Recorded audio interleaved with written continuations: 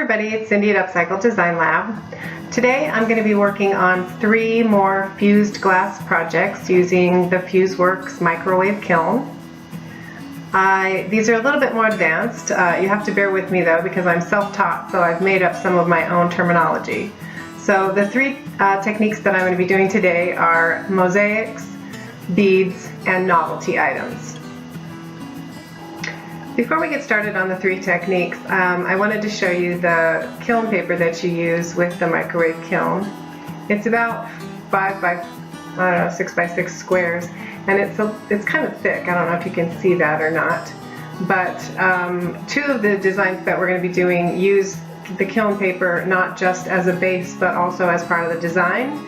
So I just wanted to cover that with you, and also to talk about the fact that sometimes you end up with little tiny pieces, but I save my scraps because I can use them in the novelty and the bead making process. One more thing, I wanted to let you know that I have made several other videos on how to recycle bottle glass into jewelry using the Fuseworks microwave kiln. It's hard to say. Starting from cutting and just doing some more basic techniques. So I will put the links to those videos in the comments of this video, and you can also find them on my YouTube channel.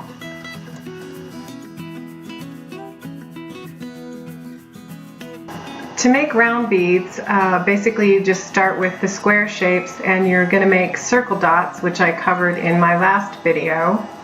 And there's just a very small piece of kiln paper sandwiched in between.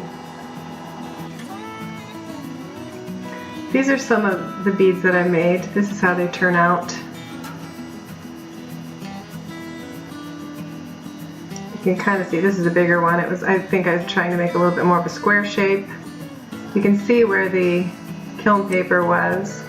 And the easiest way to clean out the kiln paper inside is just to use a straight pin, kind of poke the hole through and clean it out as best you can.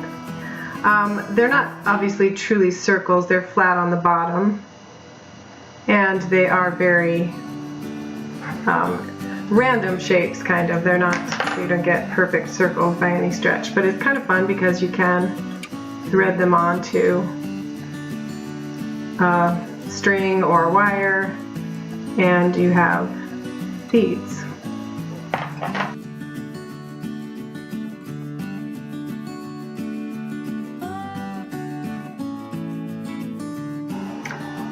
Alright, this is my first attempt at a mosaic. If you watched my last video, there were a couple of pieces that I put dark colors together, and you can't really see all the colors in it. This is still a little dark, but you can see the yellow, the blue, the green, and the brown in this piece. It still requires quite a bit of sanding. It's harder to get smooth edges when you're making mosaics, so this is going to require some extra sanding down, but it is more of a stained glass effect. This picture is just to show you the approximate size and shapes that I was working with. Here's how I laid out the original design. I mostly just used scraps that I had left over from other projects. And you can see there are a lot of gaps in the design itself, but that all of the edges, all of the pieces are actually making contact with at least one other piece, and it is only 1 layer thick. In my last video, I talked about 2 terms that I actually just made up, but they were full fuse and soft fuse.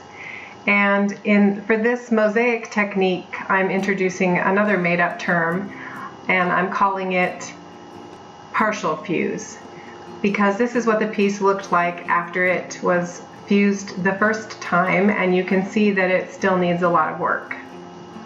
One of my favorite things about the mosaic technique is that you can use scraps, and they don't have to necessarily fit together perfectly because the fusing process takes care of a lot of that.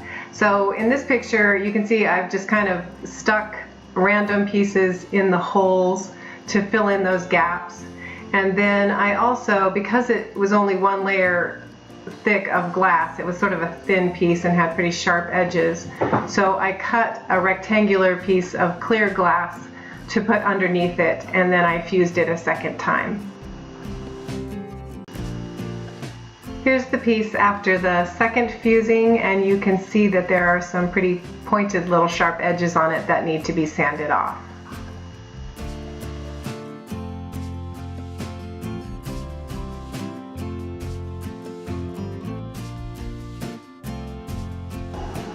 The last technique, I wasn't sure what to call it, but I just settled on Novelty, and it's actually my favorite.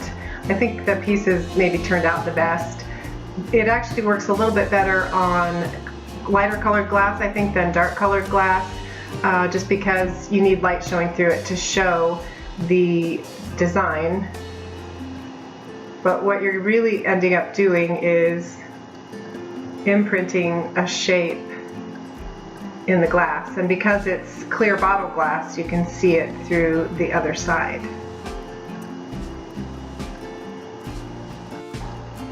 These are the cut shapes for the first Novelty piece that I did. There are two triangles with smaller triangles just to add some volume to the earrings, and then you can see the little hearts shapes are cut out of the fusing paper, and then they are placed underneath the pieces of glass for the fusing process.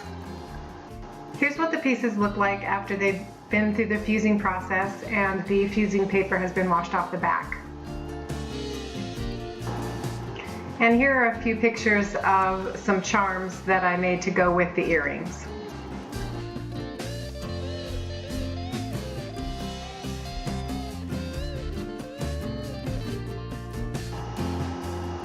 And that's it for today's video. Thanks so much for watching. I hope you enjoyed it and that you'll come back and watch some other videos and subscribe to this YouTube channel.